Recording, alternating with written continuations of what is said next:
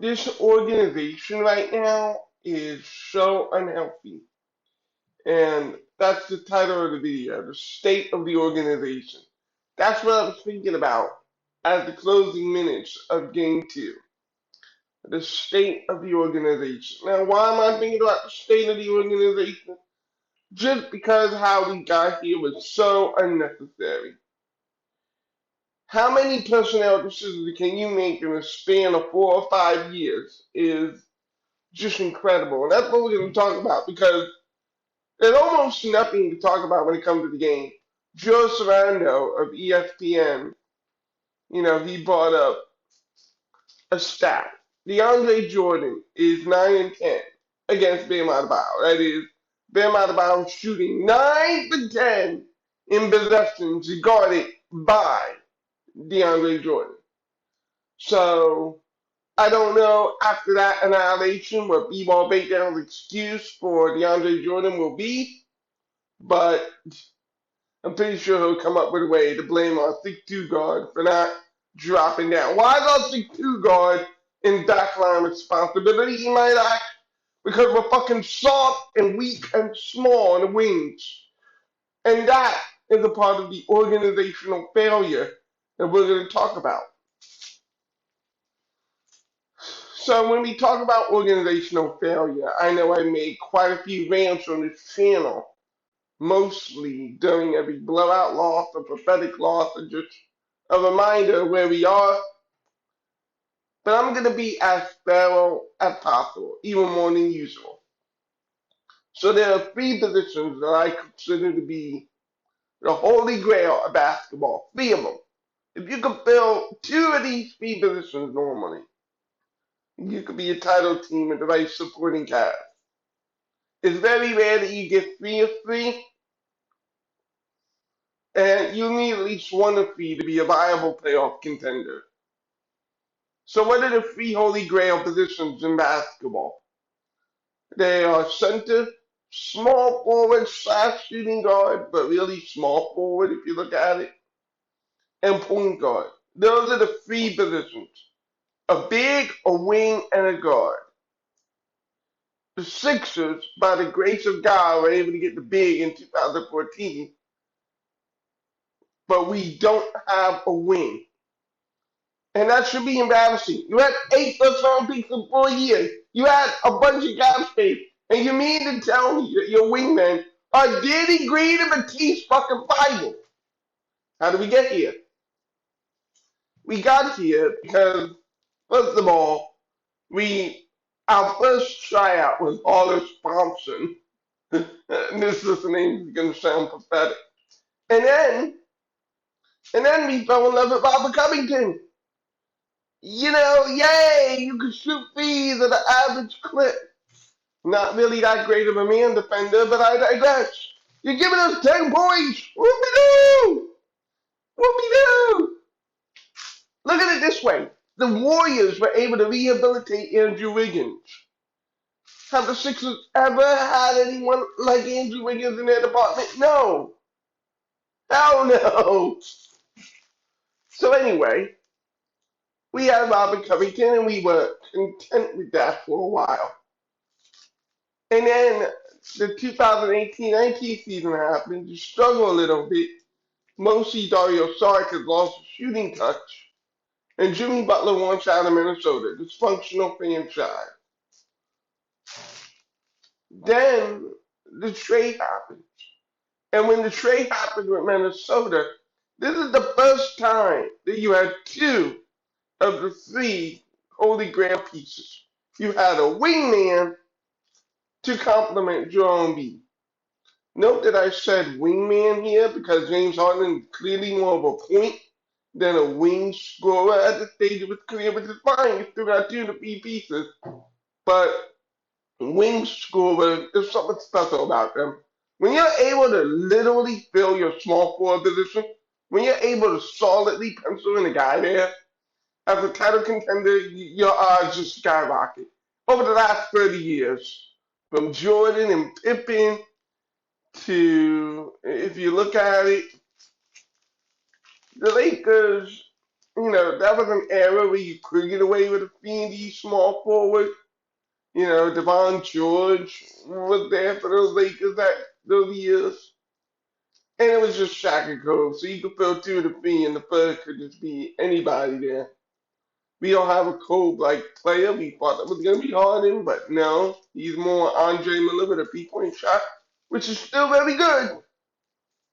But is it 200 million good? No, no, no, no, no. I'm not even close. Not even in the realm. And no executive should, even in or outside the organization, you're making a massive mistake if you think an 18 point per game guy is 200 million. Stop paying the names and pay what's on the damn floor. Can you do that, please? NBA GMs around the league. Can you just play for the player value? I know an agent's going to come up to you and be like, this organization's going to pay me this and that. It's called a bluff. Don't fall for it. I'm not paying $200 million for 18 points and 9 assists. I could get down to the top 15. Well, no, not top 15, but the top 7 pick. Look at what Davies Garland has become. I could do that. Colin Sexton coming off ACL. He's healthy. I'm not saying pay absolute good shit. I'm saying instead of 50 mil, 60 mil, it's more 25 mil, 30 million. It's cut in half. 25, 30 million, we're cool. Anything above that, oh my God, that's just going to be unmovable. You think Tobias is unmovable? Just imagine paying someone $60 million for 18 points and 9 assists on 42% shoot. His shooting is even worse than Iverson prime days. I don't know what the hell happened to Harden, but it's more than hammy. It's more than that. That kind of drop off in field goal percentage is insane to me. It's insane to be that bad at finishing around the rim now. It's insane for me to think that, but that's what we're seeing. So my point there is 20, 25 million. I don't go higher because it's important. And somebody say, and people have said rightly, well, there's nothing else. Then you sign and trade it. If someone else wants to pay that money, that's a lot of salary cap. So unlike, for example, with the Jimmy thing, it's not going to be a 1-for-1. So fill me with 2 or 3 bench players, whatever the case is, because if the choice is between getting 2 or 3 good basketball players and paying James Harden $50 million, where the state of franchise is right now, I think I'll go in that direction. Now, to be clear, again, I would love to keep James for the right price. I am not interested in hamstringing this organization any more than it's already hamstrung. You don't do the good money at the bath policy. The Sixers have done that way too many times in the past 4 years. And that's why we are where we are. So, back to it. I was thinking about the James Harden contract situation. But back to what we were doing the small forward. So you get Jimmy Butler, and you're able to slot this position in.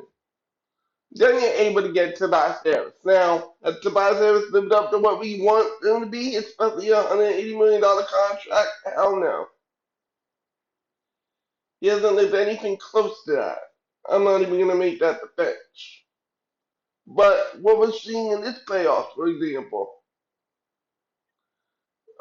were you a 3 and kind of D power forward, shooting the free ball? Yeah, so when Jimmy Butler was here, just like when James Harden and John B were all healthy on the court, you see a very effective Tobias Harris.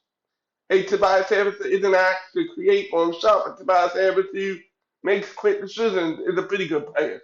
Not $180 million good, but when we're all healthy, there's something to be said about what Tobias Harris has been able to do with James Harden. So if there's an argument for running this back with a full training camp, I think it's that Tobias Harris has really grown to accept the role with James Harden. And with a full training camp together, maybe that elevates to another level. Because, like, even more than, Ben, I feel like the Harden and Tobias connection has been really good on and off the court. That's one positive to take away. If you're going to have bad contracts, at least they can improve their game together, right? Uh-huh. So, but with Jimmy Butler here, you were able to have Tobias Harris in that role, and then obviously you had JJ Redick, the veteran sniper. It was a damn good starting lineup. The issue was the bench. And that's why if we had just ran it back and if we were able to upgrade the bench, you know, obviously you don't get Matt Maxey. And I'm going to get to that. That's the only saving grace. Like, Tyrese Maxey. But what if Tyrese Maxey, this franchise would be fucked a million ways backwards? You know, he brought a tremendous joy to the season. And he is the only thing that we have right now in terms of a long term. I'm talking, like I said, the time of the video, state of the organization. For the next 5 years, we only have Tyrese Maxey. That's it. Everything else on the roster is stuff and Joe Embiid, of course, but you know, health and all that complicated stuff. But other than Tyrese Maxey, in terms of supporting cast, we don't have anything. And again, how we got here is incredible. So we have Jimmy, 7 games of war. Jimmy Butler's like, you know, he didn't really say this verbatim, but what we all know is too far to cry, baby. Brett's an enabler. Joshua Harris and the ownership group have no understanding or control. Elton Brand, the puppet. Jimmy Butler's like, I'm out of here. Give me to a stable organization in the Miami Heat who actually have shit in the right direction. Now, that's fine, except Miami didn't have cap space, so here's where Elton Brand really fucked up. If a team wants to acquire a player in a signing trade and they don't have the cap space, you could have asked for more than Josh Richardson. A Kelly Olynyk, a center who could shoot the b-ball behind Joel. Then you wouldn't have had to waste all that money on Al fucking Warford. You know, Goran Dragic back then, he declined really quickly, but you could have at least got 1 to 2 years of a good point guard. You know, you could have added more than just Josh Richardson, who he himself, you know, he had a breakout year that year, but, you know, obviously the 1 year contract year, never trade for players on the contract year, especially unproven players. You know, they're able to take up shots. You know, they don't care too much about the team at that point. They just want to get paid, and that's what happened there. So, for a while, technically, your only wingman in that dreaded, you don't even want to remember it, 2019-20 campaign was maybe Josh Richardson. He sprint real hard, be trying to do Tobias there officially at the feet, but let's think about it. Tobias Harris is more of a four. He can maybe slide down to the feet. It's not super effective, but it's not terrible, but it's not Jimmy Butler either. So you go from Jimmy Butler 5 months of good wing play, and you go from Jimmy Butler to debate between Tobias sliding to the feet or ineffective Al Horford or Josh Richardson almost a year. Ouch. And then Dale comes in, you're able to get the Al Horford contract out of the way. And then you bring in Danny Green. But even for me, 2 years ago, you know, I was one of those, you know, running back Philly mentioned a lot of people who felt a certain way about Danny Green. I was one of them. I'm like, oh my God, you got maybe one of the most ineffective basketball players in the league. Let me just say this. I have no hard feeling against Danny Green, the person. But let me just say that standing at a corner and shooting a ball is the simplest skill that you could ever have in basketball. I'm sorry. You're standing at a corner and shooting a ball. And if that is your skill, you better fucking make a couple of them. Come on. To go 1 for 10. 1 for 10. Ow! And that uncontested looks. The main reason that uncontested looks is no one bothers to guard Danny Green. Why? It isn't just because of the fact that he went 1 for 10. It's because of the fact that he's not capable of putting the ball on the floor. Could he post them up? No. Do you have a mid-range game? Oh, I don't know. See what I mean? This game is about what you can do. You talk about versatility, mostly on defense. People have forgotten offensive versatility. You just standing at a corner is not a fucking basketball skill. It's not. I'm sorry, it's not. And defensively, I thought he was always overrated, just like Matisse, so we'll get into that. But for the same reason, you know, each round, come on, you have to stay in front. And the reason, all right, now we're on the topic. Matisse Thybulle. It's been really, really hard for me to like Matisse Thybulle. Uh, I've been doing amateur scout work for at least 4 years now, 3 years now, and when it comes to scouting and when it came to Matisse Bible, he was the hardest player to scout in terms of offensively. He was what he was in Washington. His career high in points in Washington is 10. Very similarly, big, just no offensive talent at all. And then on the defensive side of the ball,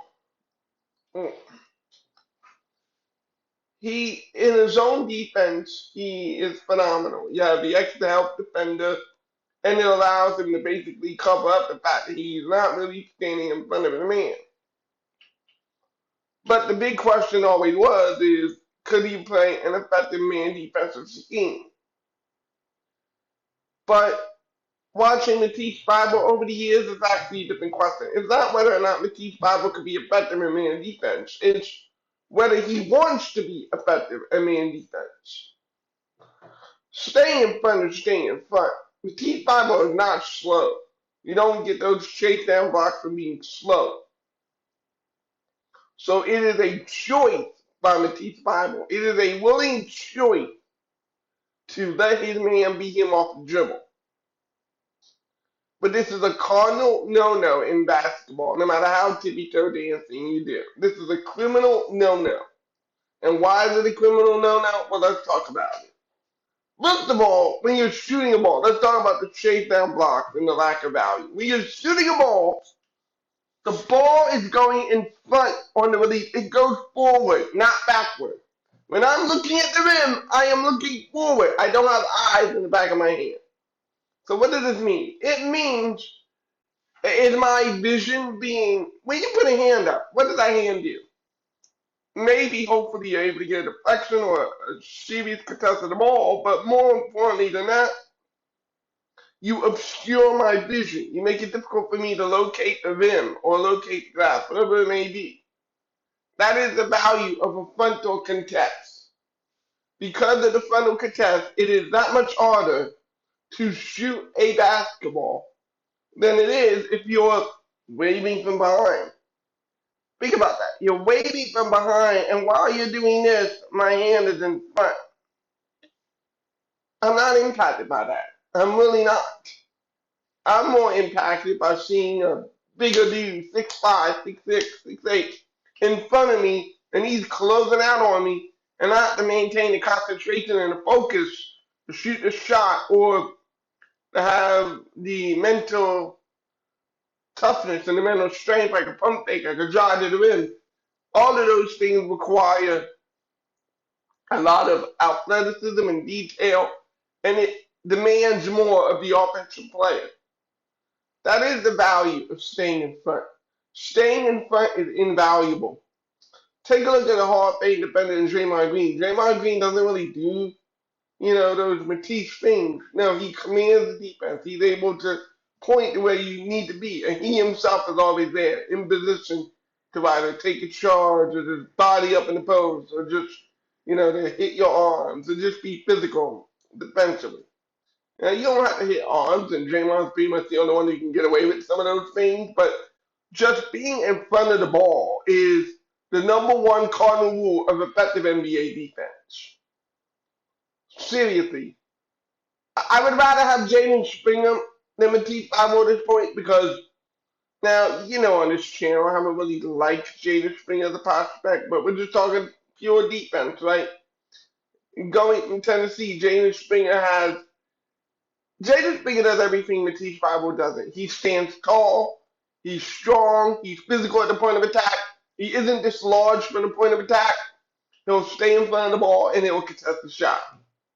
The numbers aren't gaudy from a defensive standpoint, but the effectiveness, I will place a wager bet that Jaden Springer's ability to stay in front, 6'4" with a 6'7" wingspan, I'm going to take a gamble and a bet that Jaden Springer is more capable of playing man defense at this point of his career than Matisse Thybulle. And then again, maybe not so much capable. Will. Jaden Springer will play man defense physically. He will play at the point of attack.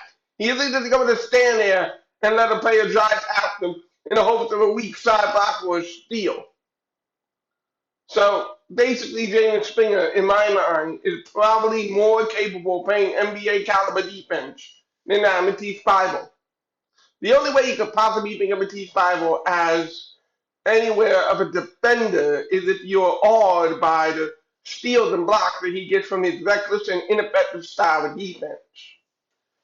But why is this so reckless and why is this so ineffective? Well, we just talked about part number one. You're not really contesting shots at a high level. But how about point number two? And thinking basketball was able to expose this a bit. You expose the back line of the defense. Joel Embiid now has to guard the man and the ball because of your inability to stay in front. We're seeing that this series as well for DeAndre Jordan. I gave B-Ball Breakdown a little bit of criticism for it because, even regardless of that fact, DeAndre Jordan just is not getting the job done. But in all honesty, if I'm to be a little fair to DeAndre, can you be effective with a bad defender like Matisse Thybulle? You are literally letting players penetrate to the rim. And your guy did not have to drift very far from the rim because it's not like Matisse Thybulle is a shooter or anything. So your man is at the rim, and someone is driving up the screen and roll. So now you have to guard these two players. And DeAndre has never had, well, maybe he did way back then, but definitely not now, the quick feet that Joel has, or that even if Paul Reed has, to be able to guard man and ball effectively. But in all honesty, you shouldn't be asking that of a big man. You should not be asking a big man to guard two players because you can't be bothered to do your fucking job. And I'm done with it. He doesn't have the level of offensive game or any offensive game at all. 43 minutes between any game and T5 only 3 points. I don't think you'll ever see that again. That is offensive utility of wow. If you had told me that Danny Green and Matisse Thybulle would play 43 minutes combined, he only got 3 points, I would have been like, how much did we lose by? 40? 50? No, only 16 because of Tyrese Maxey was a sensation. But your small forward position is dead. Between those two guys, Danny Green and Matisse Thybulle is dead. You could trade one or ideally even trade both. Get them off the roster. It's time.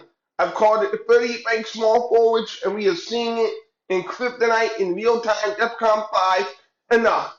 They're terrible. Not a one should be brought back. It is what it is. They're not good enough to play minutes for you, or anybody really. So good luck. You might not get the name. For me, it's Bojan Bogdanovic from Utah. He's had the last 4 years of 15 points a game on 38% 3-point shooting. He can actually hit contested shots. He can actually even create a little bit on the ball. He has more skills than Danny Green. And that's really what I'm looking for. I know we're not going to get top 10. I know we're not going to get top 15 because we pretty much put our eggs in the James Harden basket, which is fine, I guess. But we have to go from 30th to at least 24th. And I think that Bojan Bogdanovic gets closer to 20. The good thing is that he is going to be a scapegoat for all things Utah's pathetic excuse of a defense. So when Mark Lindsay, Utah Jazz general manager, and you could talk to him, you might be able to get him at even more of a discount in a trade. Because I would be happy to make him on board. Because even if his defense really is a traffic cone, he does two things. He shoots and he can create his own shot. He's not really much of a rebounding forward himself, but whatever. You can't. The Sixers' lack of assets make it really, really difficult to be able to do what they need to do. They need a forward. They need a backup point guard. They need one of these things to be a six-man. You have arguably 3 or 4 needs, even without the Joel Embiid. And it's going to be very hard on Daryl Morey to fill them. That's why he had to fill them with the Simmons trade. If you remember when the saga began, way back, what did I say? I said that I was in favor of picks and youth and expiring. Why was I in favor of that? Because deep down inside, I didn't feel we're close. Remember, at the end, you lost to Atlanta. You lost to a team playing Kevin Herter. Losing that series should have been the final straw of this core. The Shake Miltons, the Burkhan Korkmazes, and oh my God, people were fawning over Burkhan Korkmaz. Some people in the Reddit, and it's like, I had to agree with Sports Talk the Media approach. What were you watching? He gave you 10 points on 40% defense. That's not impressive. So you're telling me he would have signed all this bumps or contract extension? That's what you're telling me? It's not impressive. Particularly, it's not impressive because he can't hit and no one else on the team can hit contested jump shots. Repeat after me. Contested jump shots. There's a difference, a stark difference between I'm only able to shoot these shots if I'm open or if I just am I totally comfortable and happy and you know shot clock running down late, game clock running down late, a defender in my breath, I gotta be able to shoot this ball. And the Sixers just don't have a single guy like that. Maybe not named Tyrese Maxey. But what we saw in game two is Tyrese Maxey is at his best as a drive and attack guard, and he's really, really good at it. He's been a good three-point shooter this year overall, but having Tyrese Maxey shoot exclusively from the three-point line just because we don't have any other shooter anywhere else takes away from what makes him special. So you got Daryl. You got a lot of shit to fix. Shit that you should have fixed last offseason, but you were like, oh, look at all net rating. But you don't have net rating this year. You don't have the result this year. You lost once again in the second round. So cut the bullshit. And it's time to fill the margins. Where comparatively speaking, Sam may have drafted horribly, but Sam was able to extract the value for the deals. Even Eldon to a degree before signing Al Forgotten, or Miss Forgotten, I should say, the Horford and Tobias contract. I was trying to make a pun there. Just those two horrible contracts basically set your franchise back. And then the terrible drafting from Nerlens and Michael Williams and Jaleel Okafor. You're able to get Joel, but then Dario Song is kind of okay. And you were able to turn into Jimmy, but then you lost Jimmy. The Markel Shorter thing was a freak accident, obviously. But Ben Simmons, well, so no need to go on a rant there, but isn't it sad that Jaylen Brown and Brandon Ingram are substantially better basketball players than you could have had either one of them? Our wing problem would be solved. Just terrible drafting, terrible falling for the hype, terrible poor evaluation. All of that came together to be able. You don't even have 6 men. Think about that. In your 8 draft picks in 4 years, you have technically 2 starters, Jerome Embiid and James Harden. That's it. That's it. Now with the Morey regime, this video has gotten a little too long, so we'll save it for a second segment. But that second segment is going to be on specifically why Doc Rivers has to be fired. This was more about the organization and where we are. No youth, no athleticism. The youth that we do have is not getting on the floor. A little bit too late. Just everything right now about the organization is a mess. Six of the universe. I'm going to talk about coaching in the next video.